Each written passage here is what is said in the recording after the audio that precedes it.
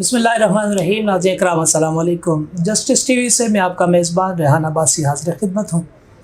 आज हम यहाँ मौजूद हैं औरा ग्रुप ऑफ कंपनीज़ के हेड ऑफ़िस में और हमारे साथ आज मौजूद होंगे जनाब मोहतरम हामिद अली बुबक साहब, जो औरा ग्रुप ऑफ कंपनीज़ के मैनेजिंग डायरेक्टर भी हैं। उनसे आज हम बहुत कुछ सीखेंगे, रियल एस्टेट के हवाले से भी, इनकी कंपनी के बारे में भी इनसे बहुत कुछ जानने की आज कोशिश करेंगे। अस्सलाम वालेकुम। वालेकुम सलाम। कैसे मिजाज हैं? अल्लाह का शुक्र, आप ठीक हैं? अल्हम्दुलिल्लाह। पहले तो बहुत शुक्रिया, आपने वक्त इनायत फरमाया। सर पहले तो ये बताइए कि रियल एस्टेट के हवाले से, क्योंकि आपकी कंपनी का एक बड़ा प्रोजेक्ट भी है रियल एस्टेट के हवाले से, कितना वक्त हो गया आपको इस शोबे के अंदर? जी, मुझे रियल एस्टेट को डील करते हुए, रियल एस्टेट को एज ए स्टूडेंट सीखते हुए, और स्टिल मैं स्टूडेंट हूँ, सीख रहा हूँ। मुझे 22 से 23 साल हो गए रियल एस्टेट सेक्टर में। इससे पहले मैं लाहौर में था, DHA में काम किया, ठीक, काफ़ी अर्सा वहाँ पे सर्व किया। फिर कुछ अर्सा में दुबई रियल एस्टेट में भी काम कर रहा हूँ, दुबई में। उसके बाद फिर काफ़ी अरसे से मैं इस्लामाबाद में काम कर रहा हूँ। सही। तो ये मेरी हिस्ट्री है। तो अल्हम्दुलिल्लाह अभी औरा ग्रुप ऑफ कंपनीज़ की हमने बुनियाद रखी है, देखते हैं आगे। अच्छा, इसकी बुनियाद औरा ग्रुप ऑफ कंपनीज़ की अगर मैं बात करूँ तो कितना अरसा हो गया इसकी बुनियाद रखे हुए? मुझे अब्बासी साहब, इससे पहले काफ़ी सारे प्रोजेक्ट्स में मैंने काम किया है। ठीक हो गया।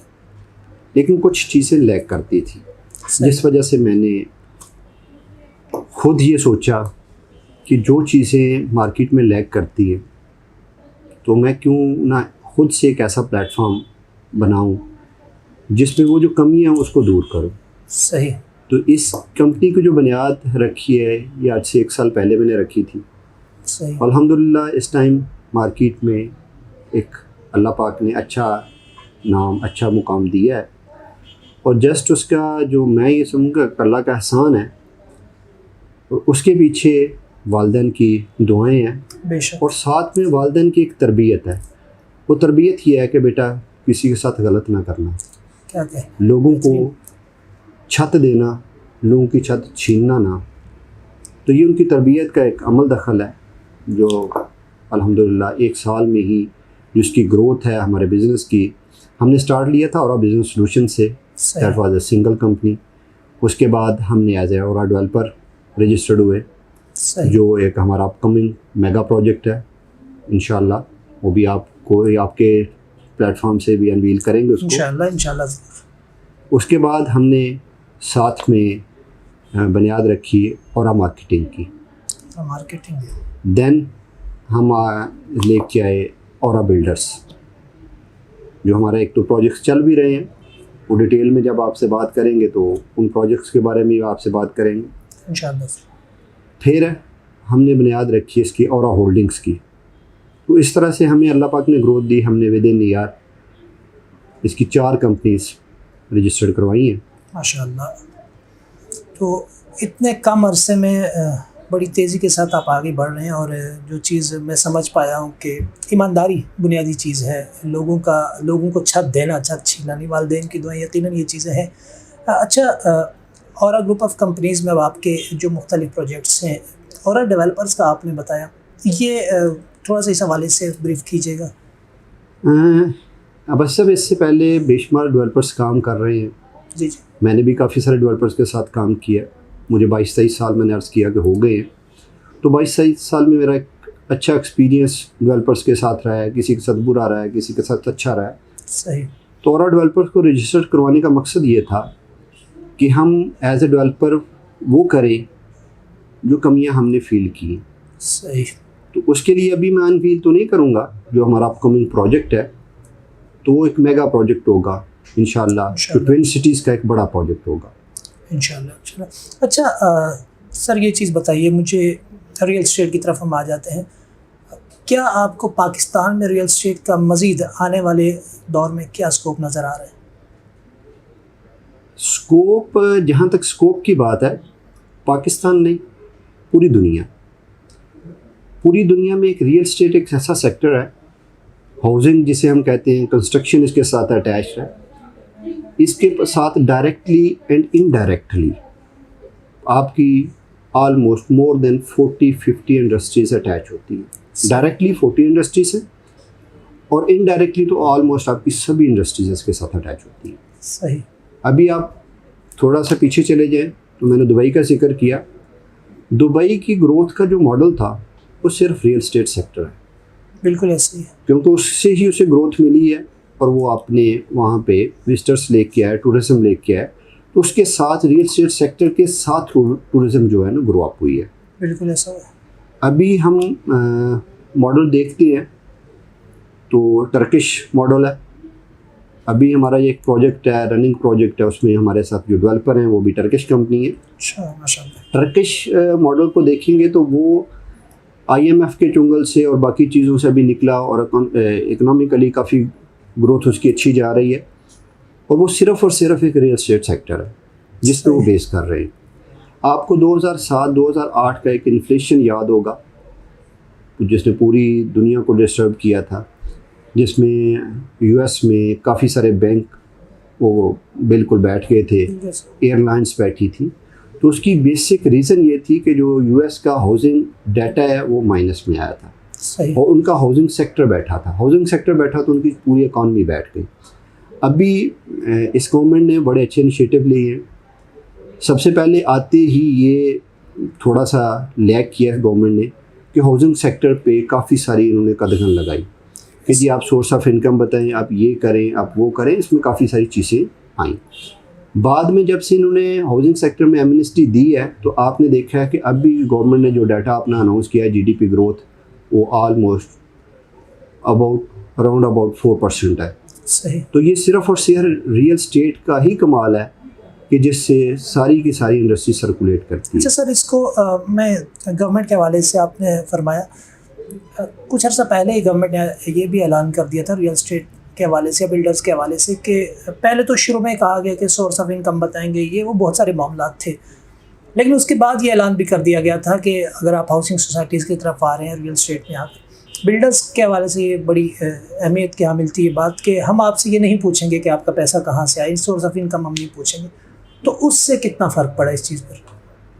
पिछले जो 2 साल की बस सब ग्रोथ है, जब से गवर्नमेंट ने ये ऐलान किया उसकी ग्रोथ, और उससे पहले जो ओवरऑल मार्केट में माइनस था, ओवरऑल मार्केट में जो रिसेशन था, वो उस एमनेस्टी से ऑलमोस्ट कवर हो गया। और आने वाले दिनों में अगर यही एमनेस्टी, यही चीज़ कंटिन्यू करती है तो इट्स क्वाइट पॉसिबल कि ये जो ग्रोथ है आपकी 6% 7% के अराउंड जाए। अच्छा, आपको क्या ये नहीं लगता कि ठीक है, एक तरफ से तो ये एक एडवांटेज तो है, बिल्डर्स को एडवांटेज है, रियल एस्टेट मालकान को, सोसाइटी मालकान को एडवांटेज तो है कि उनसे सोर्स ऑफ इनकम नहीं पूछी जाएगी, तो कहीं आपको ऐसा फील नहीं होता कि शायद इस वजह से ब्लैक मनी वाला मामला थोड़ा ज़्यादा बढ़ सकता है? इससे पहले अब्बासी साहब आप पाकिस्तान की हिस्ट्री में चले जाए ना, तो कुछ भी लोगों ने टैक्स देना ना कभी गवर्नमेंट ने लिया है और ना लोगों ने दिया है। बिल्कुल ऐसा है। अब ऐसा नहीं है कि लोगों ने स्मगलिंग से पैसा कमाया हुआ है, ऐसा नहीं है कि लोगों ने कहीं से कोई डाके मारे हुए हैं, कोई चोरी किया हुआ है। ये वही पैसा है जो उन्होंने टैक्स से बचाया हुआ है। बिल्कुल।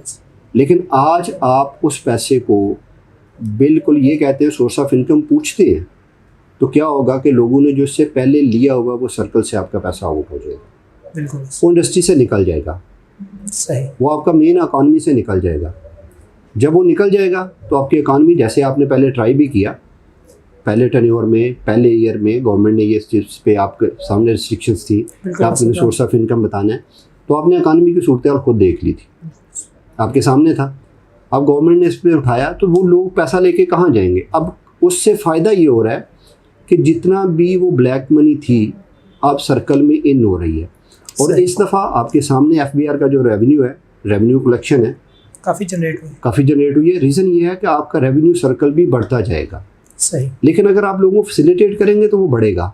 अगर आप लोगों को बिल्कुल पूछना शुरू कर देंगे, इट्स अ बेसिक, अभी आप समझ लें कि आपने इकॉनमी स्टार्ट ली है, सही, तो इसको रेगुलाइज करने में थोड़ा टाइम लगेगा, ऑन पेपर लेके आने में थोड़ा टाइम लगेगा। आप एकदम से सब कुछ चेंज करना चाहेंगे तो हर चीज़ ब्लॉक हो जाएगी, जो कि पहले हो चुकी है।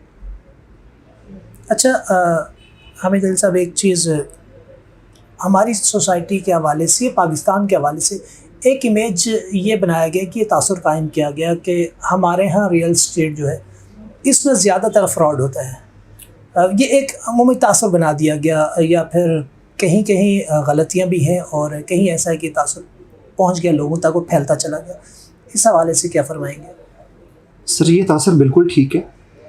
इसी वजह से जो मैंने आपको अर्ज़ किया कि औरा बिज़नेस सॉल्यूशंस की जो बेस है, जिस वजह से हमने बनाया, वो यही थी कि दूध में पानी मिलाने वाले तो सभी हैं, कोई ऐसा भी हो जो खालिस दूध बेचने वाला। लेकिन इसमें अब्बासी साहब मुझे एक साल में काफ़ी सारी प्रॉब्लम्स भी रही हैं। वो ये है, हम लोग ये चाहते हैं कि सच बोला जाए, लेकिन हम झूठ सुनना पसंद करते हैं। हम चाहते हैं कि खालिस दूध मिले, लेकिन अगले दिन हमारा पेट भी ख़राब होता है, क्योंकि हम झूठ और जो ना खालिस दूध है पी पी के इस काबिल हो चुके हैं कि हमारे स्टमक इस चीज़ को हजम नहीं उन्हीं चीज़ों के आदी हैं। इसी तरह हम झूठ सुन सुन के इस लेवल तक पहुंच चुके हैं कि हम सच नहीं सुन सकते। अगर हम किसी को सच बताएं ना, तो हमारी तरफ अट्रैक्ट नहीं होता, वो झूठ सुनना चाहता है, वो हमें मजबूर करता है कि हम झूठ सुनाएं। लेकिन अल्हम्दुलिल्लाह अल्लाह पाक ने तौफीक दी है कि हमारी जितनी भी हमारे 100+ के करीब सारी टीम है, तो उसमें कॉल सेंटर के बच्चे हैं, सेल्स के बच्चे हैं, दूसरी ब्रांचेस के बच्चे हैं। तो उनकी जो बेसिक हमारी ट्रेनिंग होती है, उसमें सबसे बेस चीज़ ये होती है कि बेटा झूठ नहीं बोलना। चीज़ बिकती है, बिके, को फैसिलिटेट होता है, हो नहीं होता उसके मुकद्दर है, लेकिन आपने सच बोल के चीज़ को सेल आउट करना। तो ये बिल्कुल आपकी बात बजा है, ये फैक्टर है। लेकिन इस फैक्टर में भी मैं ये कहूँगा कि हमारे जो डिपार्टमेंट्स हैं उनका काफ़ी अमल दखल है।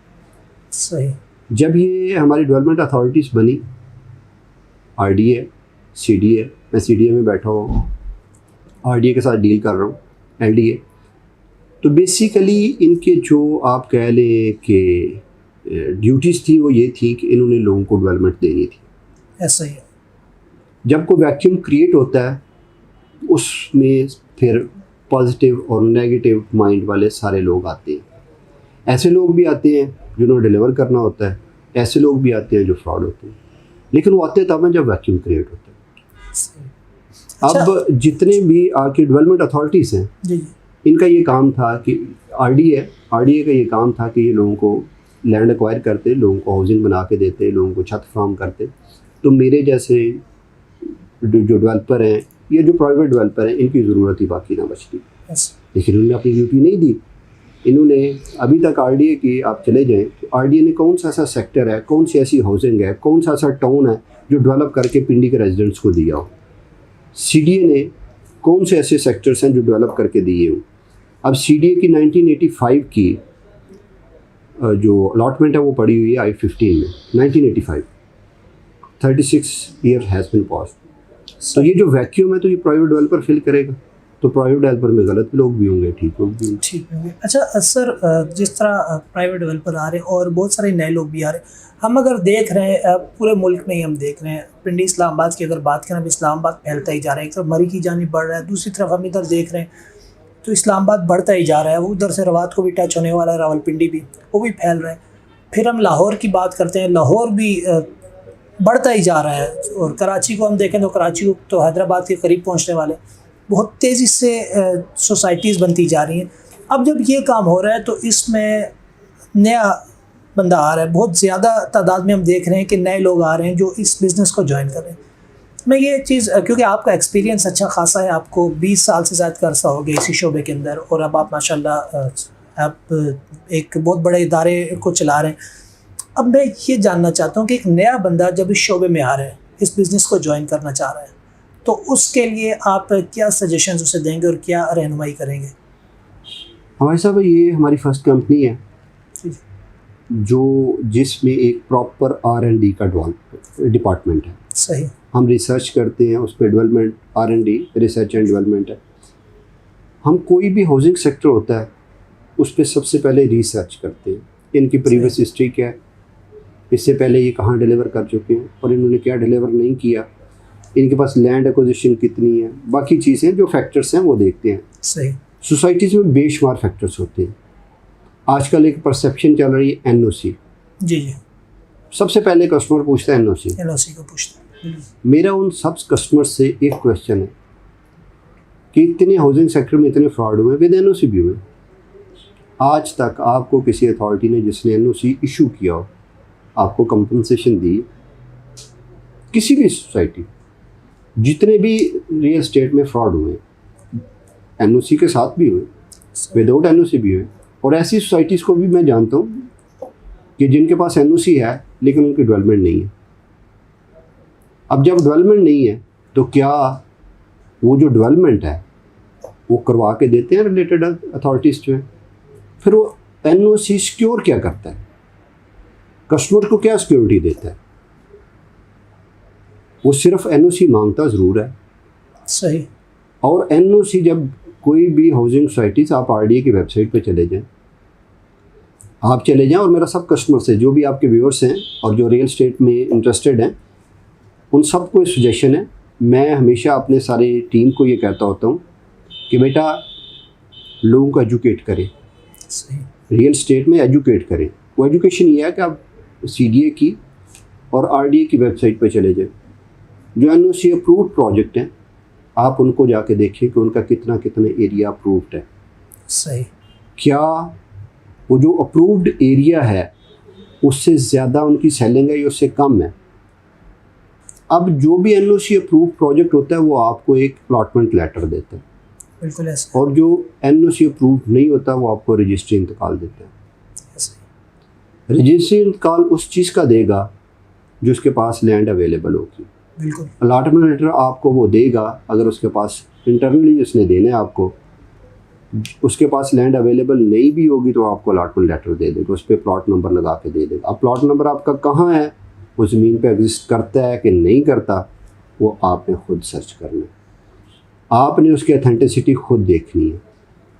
हम लोगों का ये प्रॉब्लम है एज ए नेशन कि हम लोग भाग पड़ते हैं कि फ़लाँ ने ये कह दिया, हम उस पर बिलीव कर लेते हैं। सही। अब ऐसे अब डिपार्टमेंट आपके सामने है, बिल्कुल। हमें कोई बंदा कहता है कि जी मैं फ़लाँ जगह पे मेरी एग्जिस्टेंस है, फ़लाँ जगह पे मेरी लैंड है, फ़लाँ चीज़ है, आप जाएं रेवेन्यू से चेक करें, उसको क्रॉस वेरीफाई करें। उसके बाद आपको कहता है कि जी मैं मोटरवे पे, सी पैक पे, रिंग रोड पे फ़लाँ जगह एग्जिस्ट करता हूँ, रिलेटेड डिपार्टमेंट के पास जाएँ, जाके उसकी देखें चीज़ कि क्या वो वहाँ पे एग्जिस्ट करता है कि नहीं करता, बाईलास पे पूरा है कि नहीं है, देन जाके इन्वेस्ट करें। मैं ये नहीं कहता कि मेरे साथ इन्वेस्ट करें, मैं ये ज़रूर कहता हूँ कि सजेशन ज़रूर लें, और हम फ्री ऑफ कॉस्ट सजेस्ट करते हैं। आपको जो भी एनालिसिशन चाहिए होगी किसी भी सोसाइटी के बारे में, किसी भी रियल एस्टेट सेक्टर के बारे में, हम फ्री ऑफ कॉस्ट वो जो एनालिसिस है वो आपको देंगे, फ्री ऑफ कॉस्ट। हम ये नहीं कहेंगे कि भाई आएँ तो आपको ये पे करें और हम आपको किसी बारे में व्यू देंगे, हम फ्री ऑफ कॉस्ट आपको उसकी एनालाइज करके देंगे कि ये सोसाइटी है, इसमें ये प्रॉब्लम्स हैं, इसमें ये प्लस पॉइंट हैं, ये चीज़ें, वो सारा आपको बताएंगे। सही है। बहुत अच्छी और बहुत आला ज़र्फ़ी है। और अच्छा, मुझे इस सवाल से थोड़ा सा एक और चीज़ की तरफ मैं आगे बढ़ना चाहता हूँ। मैं अभी जब आया तो मैंने साथ एक बोर्ड देखा, औरा के साथ पार्क व्यू सिटी, तो आप क्या अथॉराइज पार्टनर हैं इनके या क्या हिसाब है? जी, हम पार्क व्यू सिटी का अथॉराइज सेल्स पार्टनर हैं। अल्हम्दुलिल्लाह इसको हमारे R&D डिपार्टमेंट ने, जो रिसर्च का हमारा डिपार्टमेंट है, उसने इसको अप्रूव किया। सही। इसकी प्रीवियस हिस्ट्री देखी, इसकी डेवलपमेंट देखी, इसकी डिलीवरेंस देखी, ये 3 चीज़ें होती हैं। मैंने जैसे पहले आपको अर्ज़ किया कि मैं एनओसीज वगैरह पे ज़्यादा बिलीव नहीं करता। सही। वो एनओसीज होते हैं सिर्फ दिखावे के लिए होते हैं, इनफैक्ट कुछ और होता है। तो सबसे बड़ी बात होती है डिलीवरेंस। हमने इनकी डिलीवरी देखी, तो हमारा भी जो स्लोगन है वो 3Ds है। सही। हमने जब ये कंपनी इसकी फॉर्मेशन की तो हमने उसका जो स्लोगन रखा वो 3Ds है, ड्रीम, डेवलप एंड डिलीवर। सही। तो same slogan as a practical slogan हमने पार्क व्यू सिटी को पाया। सही। पार्क व्यू सिटी में जितने भी ब्लॉक्स हैं other than overseas and J block, almost before time सारे डिलीवर्ड हो चुके हैं। माशाअल्लाह। अभी लोगों की इंस्टॉलमेंट्स रहती हैं और लोगों के लिए ऑफ़र है कि वो जाएं और पोजेशन लिए अपना घर बनाना शुरू करें।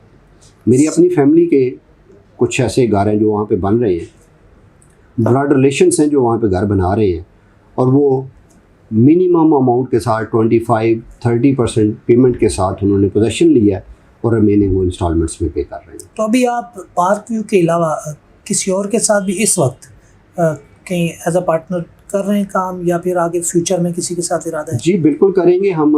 मैंने आपको अर्ज़ किया कि हम सबसे पहले अपनी रिसर्च पे बेस करते हैं, ठीक, हम एनालाइज करते हैं। काफ़ी सारे जो प्रोजेक्ट्स हैं उनके बारे में एनालाइज कर रहे हैं, और एक मेरा अपना प्रोजेक्ट है जो औरा बिजनेस सॉल्यूशंस का प्रोजेक्ट है, पैराडाइज इनक्लेव के नाम से, सही, जो ठलियाँ के साथ है, एयरपोर्ट के करीब है। तो हम उस पे भी काम कर रहे हैं। उसको भी हम एक मॉडल जो सोसाइटी है वो बनाने जा रहे हैं। उसमें जो हमारे साथ एज ए डेवलपर काम कर रहे हैं वो टर्किश कंपनी है। सही। तो अभी हम उसको बड़ा लिमिटेड लेवल पे लेके चल रहे हैं, क्योंकि उसमें अभी डेवलपमेंट का बाकी चीज़ों का काम अभी स्टार्टअप है। तो इंशाल्लाह विद पैसेज ऑफ टाइम वो काफ़ी बेहतर होता जाएगा। चले, ये चीज़ सारी समझ आ गई। बहैसियत है मैनेजिंग डायरेक्टर और ग्रुप ऑफ कंपनीज़, क्या पैगाम देना चाहेंगे? मेरा भाई सबसे जितने भी रियल स्टेट्स के बायर हैं, रियल स्टेट्स के इन्वेस्टर्स हैं, उन सबको पैगाम यही है कि वो अपनी रिसर्च ज़रूर करें, डिफरेंट कंपनी से ओपिनियन ज़रूर लें, और ऐसी कंपनीज, और जो हाइप होती है मार्केट की, सही, जो हाइप होती है कि जी आज फलां प्रोजेक्ट चल रहा है, आज फलां प्रोजेक्ट इन है, आज फलां प्रोजेक्ट है, हम भाग पड़ते हैं उसके पीछे। वो मार्केटिंग हाइप आ जाती है, कोई इतना मुश्किल काम नहीं होता, उसमें डिफरेंट फैक्टर्स होते हैं। तो मुझे 22-23 साल इसी को स्टडी करते हुए हो गए। तो वो हाइप क्रिएट करना किसी भी डेवलपर के लिए, किसी भी बिल्डर के लिए, या वो एक डिफरेंट मैकेनिज्म होता है, वो हाइप आ जाती है मार्केटिंग से। लेकिन आप उसके पीछे ना भागें, फैक्ट्स को फाइंड करें, सर्च करें, रिसर्च करें, फिर उसको एनालाइज करें, क्रॉस वेरीफाई करें, देन जाकर इन्वेस्ट करें। सही, बहुत शुक्रिया। नाज़िर अकरम, आपने गुफ्तगू सुनी हामिद अली साहब की, और ग्रुप ऑफ कंपनीज़ के मैनेजिंग डायरेक्टर। हमने बहुत कुछ इनसे पूछा, इनसे बहुत कुछ सीखा।